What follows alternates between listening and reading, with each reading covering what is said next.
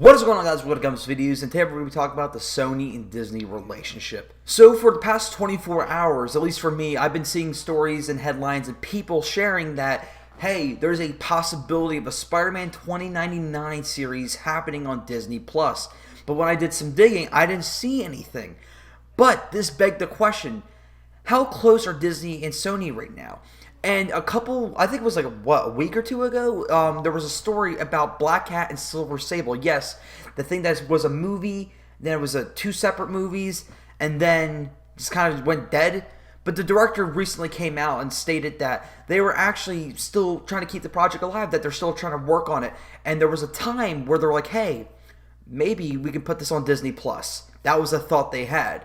So, that begs the question, how close are they? After the whole snafu with Spider-Man and, him possibly leaving the MCU, and literally 80% of the Spider-Man fan base and a lot of the Marvel fan base freaking the fuck out while the other 20 saying, good riddance! Synchronized, screamed at the sky, and Disney and Sony got their shit together and came up with a deal. What if that deal was a lot more in-depth than we thought? At first, I'm sitting there thinking to myself, well, let's just focus on Spider-Man, maybe one more movie, maybe that's it. But what if Sony got something out of it?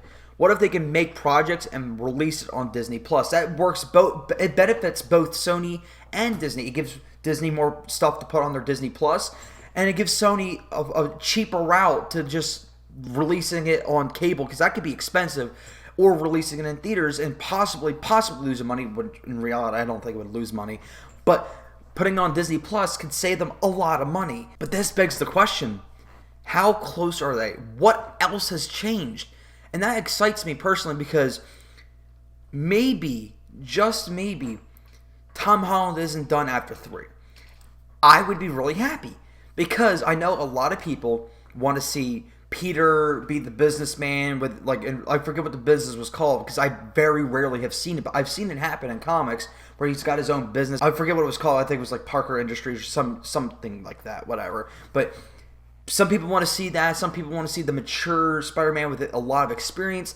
I personally want to see Parker grow into something like that. And the MCU is a good way to do that. If it not be in his own films, if it could be in other people's films, if it be in the Avengers films, there's a lot of growth to be had in the cinematic universe with Spider-Man. Because Spider-Man's a very jack of all trades. He can be put in anywhere and almost it makes sense. Because that's what they did in the comics. And I'm not saying that, again, comics, movies, it doesn't always work like that, but Spider-Man has worked with a lot of other people in the past. The X-Men, the Fantastic Four. He was a member for the Future Foundation, aka the Fantastic Four, after, what was his face? The Human Torch died. Then he ended up being the replacement for a little bit. These are things that could possibly happen. I'm not saying that I want to axe off Human Torch, because I would rather see Human Torch and Spider-Man be fans. Okay, sidetrack. So what if Spider-Man, Tom Holland, gets to stay in the MCU, but he has the ability to bridge over to a different universe, and it would be weird, but I would be okay with it as long as I could see Tom Holland as a Spider-Man. So the Venomverse, I'm not calling it that stupid cinematic universe name, Spunk. I refuse. So you can have him in the Venomverse and then have him in the MCU, and it'd be completely separate but still the same Spider-Man. That'll be okay. As long as Tom Holland stays in the MCU, I am perfectly fine with that. And I don't know. There's a lot that has been unveiled with these reports. For all I know, the 2099 reports can be true. I would love to see Miguel as Spider-Man. I loved his costume as a kid. When I played the games, I'm like, dude, this is a cool ass costume. I love this Spider-Man. I want to see it, and seeing him in Into the Spider-Verse was really dope, but I want to see him in Into the Spider-Verse. I want to see his own film. There's a lot of potential and possibilities if Disney and Sony work together. Having a whole Spider-Man universe and Spider-Man in the MCU, I get to have best of both worlds as a Spider-Man fan. I get to have more Spider-Man content, but I also get to see Spider-Man play well with the other kids in the toy box. That's what I want. I never thought I would get this as a Spider-Man fan. I remember when Iron Man and a couple of those movies came out, I'm like, dude, I wish Spider-Man was here. And I remember seeing the X-Men. I'm like, dude, it was cool. Spider-Man is just swinging there, kick some shit. I never imagined I would actually see an Avengers movie, let alone Spider-Man kicking ass with them in an Iron Spider suit. I know a lot of people shit on the Iron Spider suit, but that was something that I liked as a kid.